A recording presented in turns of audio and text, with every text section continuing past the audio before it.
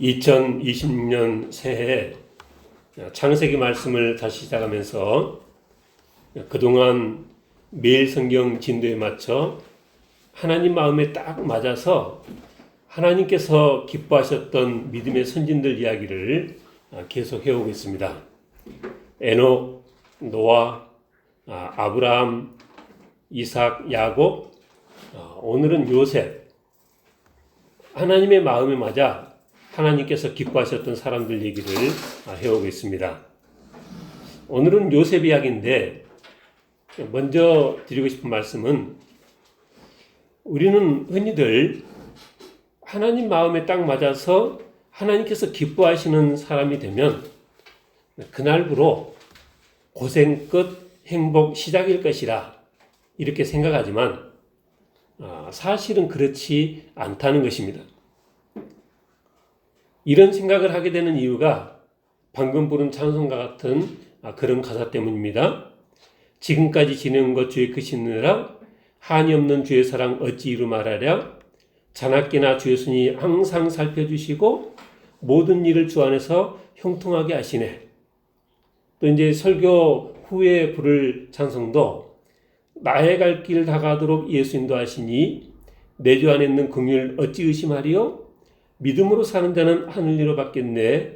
무슨 일을 만나든지 만사형통하리라. 무슨 일을 만나든지 만사형통하리라. 그러니까 찬송가 이런 가사로 해서 알게 모르가 우리 생각이 그런 생각을 하게 되는 것입니다. 오늘 보면 3절도 보니까 그의 주인이 보디발을 말하는 것입니다. 그의 주인이 여호와께서 그와 함께 하심을 보며 또 여호와께서 그의 범사에 형통하게 하심을 보았더라 그랬고요. 몇 절 내려가서 23절에 보니까 간수장은 그의 손에 맡긴 것을 무엇인지 살펴보지 아니하였으니 이는 여호와께서 요셉과 함께 하심이라 여호와께서 그를 범사에 형통하게 하셨더라 그랬습니다. 그러니까 하나님께서 범사에 형통하게 하신다는 이런 말씀들과 찬송가 가사로 해서 우리는 하나님 마음에 맞아서 하나님께서 기뻐하시는 사람이 되면 그날부로 고생 끝 행복 시작일 것이라 이런 생각을 은연중 하게 되는 것이죠. 네, 성경을 보면 사실은 그렇지가 않습니다. 하나님 마음에 맞아서 하나님께서 기뻐하셨던 사람들이라고 늘 좋은 일만 있었던 것은 아닙니다. 아벨을 보면 하나님께서 기뻐하시는 제사를 드린 관계로 하나님께서 아벨의 제사를 그렇게 받아주신 관계로 형 가인에게 미움을 받아서 죽임을 당했습니다. 노아는 하나님의 인정을 받아서 그 방주를 지으라는 큰 숙제를 주시는 바람에 그 긴 세월 많은 갈등 속에 피곤한 나날을 보냈습니다. 아브라함은 하나님께서 네 고향을 떠나라 하시어서 이 고향을 정치 없이 떠나서 수고로운 삶을 살았고요. 그렇게 고향을 떠나다 보니까 애굽에서 그리고 그랄에서는 하나님께서 너무 예쁜 아내를 주시는 바람에 생명의 위협을 느껴서 자기 아내를 아내라지 못하고 누이라고 하며 지내야 됐고 그렇게 자기 아내를 누이라고 하다 보니까 바로 왕에게 아내를 빼앗기고 또 아비멜렉 왕에게 아내를 빼앗겼던 그런 이 어려운 일을 당했습니다. 100세에 낳은 아들 이삭을 하나님께서 시험하셔서 번제물로 바치라는 그런 힘든 상황도 겪었습니다. 지난주까지 살펴본 야곱은 하나님의 축복을 과도히 사모하다 보니까 아버지를 속여서 형의 축복을 가로채기는 했는데 그 일로 해서 형 에서의 미움을 사서 형 에서를 피해서 정든 집을 떠나야 했습니다. 베델 들녘 그 들녘에서 처량하게 잠을 청해야 됐습니다. 외삼촌 라반의 농간으로 원치 않던 아내 레아를 맞이하는 등 많은 어려운 일들을 겪었던 것을 우리가 봅니다. 오늘 살펴보려 가는 요셉 역시 어느 누구에 못지않게 그 인생이 파란만장했습니다. 요셉의 인생이 파란만장하게 된 것은 형들에게 미움을 사서인데 왜 미움을 사게 됐느냐? 가장 첫 번째는 요셉 자신이죠. 37장 2절에 보니까 그가 그들의 잘못을 아버지에게 말하더라 그랬습니다. 요셉이 형들이 뭘 잘못하면 그냥 즉시 아버지에게 달려가서 고자질을 하니까 그런 얄미운 행동 때문에 형들의 미움을 샀고요. 또 그 아버지 야곱도 요셉이 그렇게 미움을 사는데 일조를 했습니다.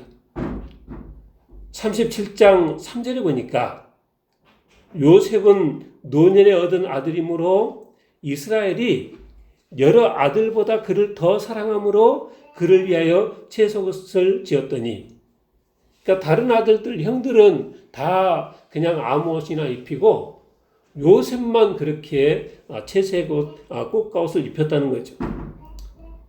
4절 그의 형들이 아버지가 형들보다 그를 더 사랑함을 보고 그를 미워하여 그에게 편안하게 말할 수 없었더라.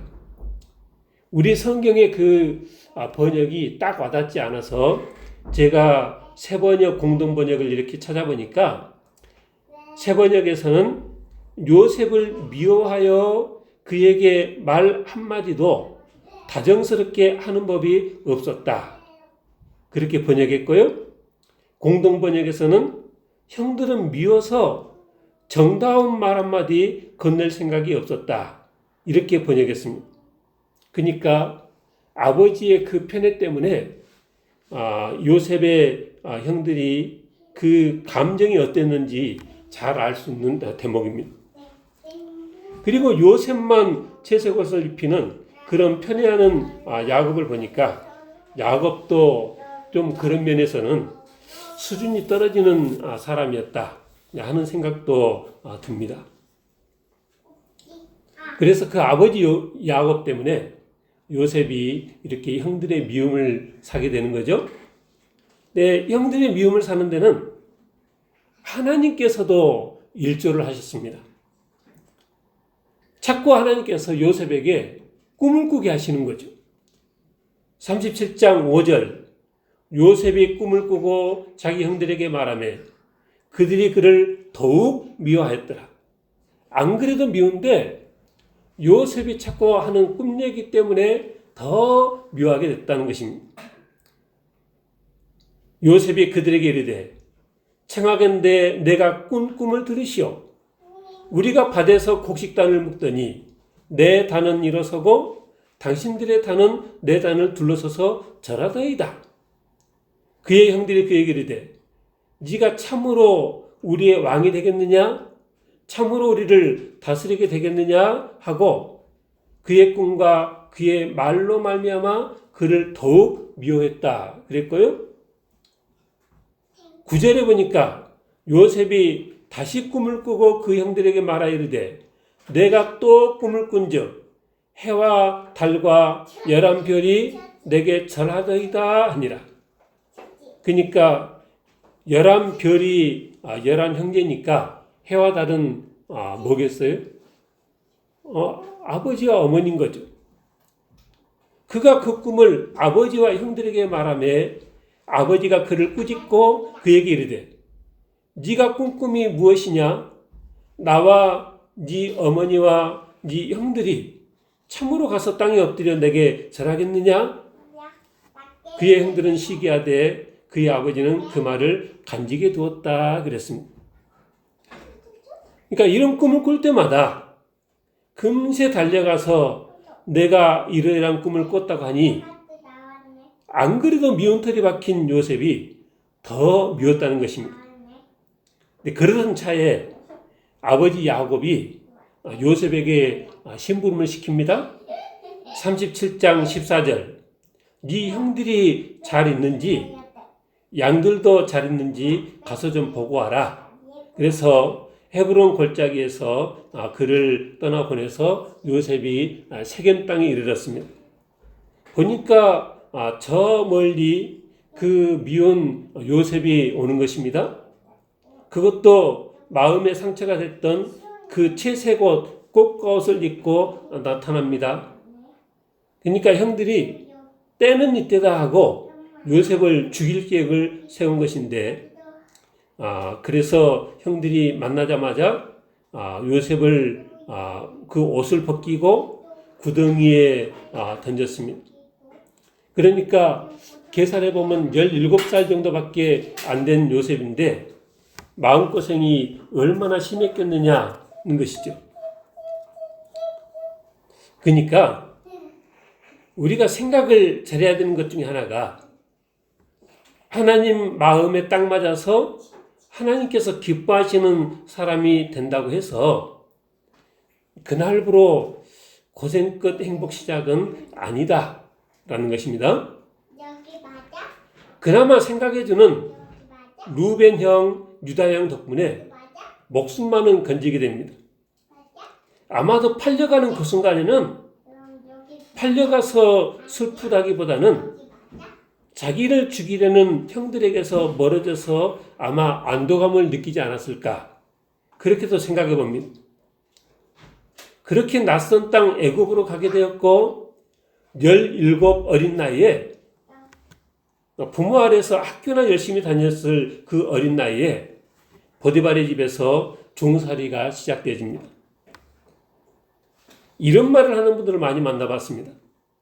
하나님께서 살아계시다면 내가 평생을 이렇게 억울한 일만 당하고 살게 하실 수 있느냐?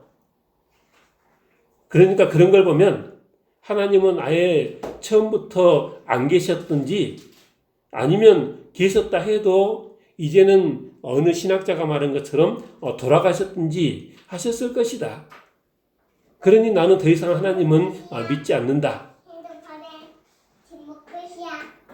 근데 우리는 요셉에게 되어진 이 이야기의 결말을 다 알기에 우리는 조금은 다르게 반응을 해야 되겠습니다. 요셉은 17살에 애굽에 팔려가서 종살이를 시작했는데 애굽 총리가 될 때 나이가 30이니까 그러니까 13년 동안 종살이를 하고 옥살이를 했습니다. 아버지의 사랑만 받고 곱게 자랐던 요셉이니까 그 모든 것들이 받아들이기 힘든 일들의 연속이었겠습니다. 그런데 요셉은 끝까지 하나님을 신뢰했고 하나님과 동행하는 삶을 살았습니다. 그런 식으로 말하자면 100번 돌아섰어야 하는 사람이 욥인데 욥기를 보면 욥도 끝까지 믿음을 잃지 않고 하나님과 동행했습니다. 이런 믿음의 사람들을 하나님께서 기뻐하셨고 이런 믿음의 사람들에게 결국은 하나님께서 복을 내려주셨습니다. 우리 진린대교회 성도님들도 내 삶에 닥쳐오는 고난 때문에 믿음이 흔들리고 하나님을 원망하고 하나님을 부인하고 떠나는 그런 믿음이 아니라 요셉처럼 욥처럼 끝까지 하나님께서 살아계시고 하나님께서 함께 하신다는 믿음을 가지고 믿음으로 살 수 있기를 지금으로 축원합니다. 그리고 또 기억할 것은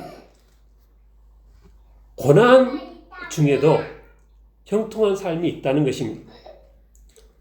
앞에서도 말씀드렸듯이 성경은 요셉이 하나님의 은혜로 만사 형통한 자가 되었다고 쓰고 있습니다. 그 주인이 여호와께서 그와 함께 하심을 보며 또 여호와께서 그의 범사에 형통하게 하심을 보았더라. 그랬고요. 여호와께서 요셉과 함께 하심이라 여호와께서 그를 범사에 형통하게 하셨더라. 그랬습니다. 많은 사람들의 생각을 저는 잘 압니다. 말하기 좋아하는 사람들은 이렇게 말합니다. 형통은 무슨 형통? 객지에 팔려와서 종살이 하는 것도 형통이고 그것도 모자라서 옥살이 하는 것이 형통이냐? 옥살이도 무슨 죄를 지어서가 아니라 억울하게 누명을 쓰고 옥살이를 하는데 그게 무슨 형통이냐? 이렇게 말을 합니다. 나중에 대진 일을 잘하는데 그 술 맡은 관원장이 요셉의 해몽대로 풀려났으면 그걸 기억하고 당장 옥에서 요셉으로 풀려나게 했어야 그나마 형통이지. 그 뒤로 2년이나 옥살이를 더 했는데 그게 무슨 형통이냐? 근데 그건 믿음 없는 사람들, 하나님을 거스르고 싶어 안 따르는 사람들의 생각입니다. 나중에 되어진 일들을 보면 하나님께서 하시고자만 하셨으면 당장이라도 옥에서 풀려나게 하셨을 것입니다. 근데 그렇게 하지 않으시고 일이 이렇게 진행되도록 하나님께서 역사하고 계셨다는 것입니다. 사실 요셉의 형들이 요셉을 애굽에다 판 것도 아니었습니다. 그들은 그냥 아무에게나 팔아치운 것입니다. 근데 하나님께서는 뜻이 계셔서 미디안 상인들로 하여금 그때 지나가게 하신 것입니다. 37장 28절 그때에 미디안 사람 상인들이 지나가고 있는지라 형들이 요셉을 구덩이에서 끌어올리고 은 20에 그를 이스마엘 사람들에게 팔매 그 상인들이 요셉을 데리고 애굽으로 갔더라. 그리고 그 상인들도 꼭 시대장 버디발에게 팔려고 했던 것도 아니었을 터인데 그런데 하나님께서 뜻이 계셔서 요셉을 버디발의 집에 팔리게 하셨을 것이라는 것입니다. 버디발의 아내도 자기가 그렇게 누명을 씌워서 그렇게 해야 요셉이 옥에서 술 관원장을 만나고 그래야 나중에 바로왕 앞에 설 것이라고 생각해서 모함에서 요셉을 옥에 쳐넣은 것도 아닙니다. 버디발의 아내는 자기 잘못을 덮으려고 궁여지책으로 그렇게 한 것인데 그리고 요셉 입장에서는 억울하게 그지없는 상황인데 근데 일이 다 이렇게 된 것도 하나님의 크신 틀 안에서 이렇게 되어가고 있었다라고 나중에 읽어보니까 우리가 그렇게 알게 된다는 것입니다. 중요한 것은 우리 생각하기에는 빨리 벗어나고 싶은 그 고난이 그 기도 제목이 하나님 입장에서는 일이 그렇게 되어지려면 꼭 필요하니까 우리를 계속 그 속에 두시는 것일 수도 있겠다라는 것입니다. 그러나 그렇긴 하지만 그 속에서도 고난 속에서도 하나님께서는 함께 하시고 그래서 당신의 사랑하는 자들이 하는 모든 일들이 형통하게 하시는 하나님이시다라는 것입니다. 그냥 생각만이라도 그렇게 생각하며 살자 이런 얘기가 아닙니다.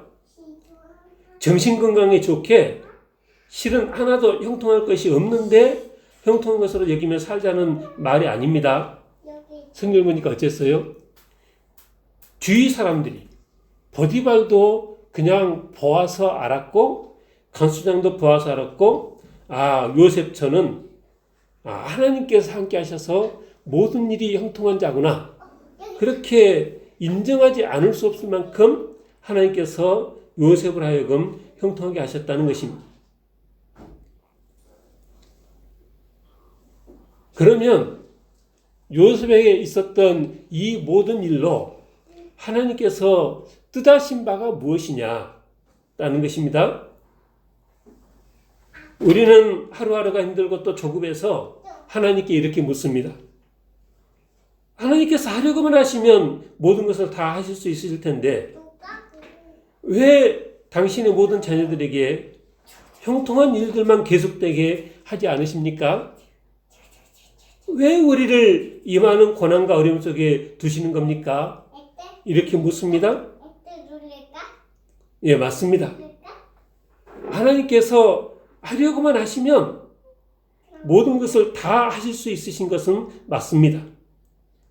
그러나 그런 하나님께서 그렇게 하지 않으시는 것은 하나님 나름대로 뜻하시는 바가 있으셔서 그렇게 하지 않으시는 것이라는 것입니다. 하나님 나름대로 계획이 있으셔서 그렇게 하지 않으신다는 것입니다. 당시 하나님의 계획이 무엇이었습니까?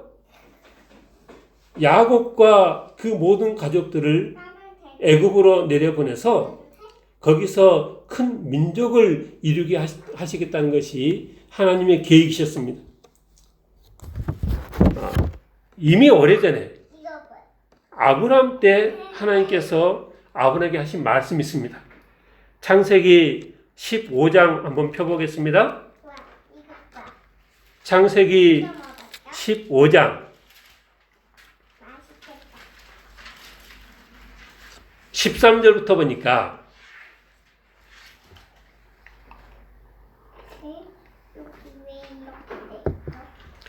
여호와께서 아브라함에게 이르시되 너는 반드시 알라. 네 자손이 이방에서 객이되어 그들을 섬기겠고 그들은 400년 동안 네 자손을 괴롭히리니 그들이 섬기는 나라를 내가 징벌할지며 그 후에 네 자손이 큰 재물을 이끌고 나오리라.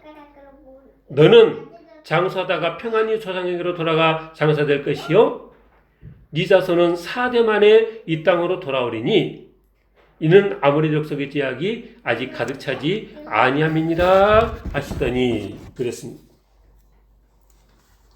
언제 누구에게 하신 말씀이라고요? 아직 아버지 야곱도 태어나지 않고 이삭도 태어나지 않은 아브라함에게 하나님께서 하신 말씀이십니다. 그러니까 이미 그때부터 하나님께는 다 이 세워진 계획이었다는 것입니다. 그래서 이 모든 일이 이루어지도록 애굽의 7년 풍년과 7년 흉년도 계획하셨고 그 상황에 일이 이렇게 되지 않고서는 보장이 안 되니까 하나님께서 요셉을 애굽의 총리로도 세우시고 그러하신 것입니다. 아직 어린 요셉에게 곡식단이 절하는 꿈과 해와 달과 별들이 절하는 꿈을 꾸게 하실 때부터 하나님께서는 장차 일어날 모든 일들을 이미 계획하고 계셨다는 것입니다. 그러나 하나님께서 요셉에게 내가 여차여차해서 너로 애굽에 팔려가게 할 것이고 거기서 억울하게 옥살이를 하게 할 것이고 옥에서 몇 년 지내고 나면 하루아침에 애굽의 총리가 되게 할 터이니 그리 알고 순순히 팔려가라. 이런 식으로 미리 말씀하지 않으시는 하나님이시라는 것입니다. 그렇긴 하지만 하나님께서는 요셉을 통해서 이루고자 하시는 일이 있으셨기 때문에 형들의 손에 죽도록 내버려 두지는 또 않으셨습니다. 애굽으로 가는 미디안 상인들에게 팔리게 하셨고 보디발의 집 종으로 팔리게 하셨고 보디발의 아내 일로 인해서 옥살이를 하게 하셨고 그때 술 가는 장과 떡 가는 장을 만나게 하셨고 그때 그들로 그런 꿈을 꾸게 하셨고 요셉에게는 그 꿈들이 어떤 의미인지를 알게 하셨고 그리고 나중에는 바로 왕에게도 꿈을 꾸게 하셔서 결국은 술 가는 장을 통해서 요셉이 바로 앞에 등장하고 애굽의 총리가 되게끔 하셨다라는 것입니다. 이거 약한 거야? 여기까지가 요셉 개인의 인생으로 볼 때 이야기의 끝입니다. 그래서 행복하게 잘 살았다. 여기까지만 해도 하나님이 아니시면 누가 그렇게 할 수 있으시겠어요? 옥에 갇혀 있던 청년이 하루아침에 대제국 애굽의 총리가 되었습니다.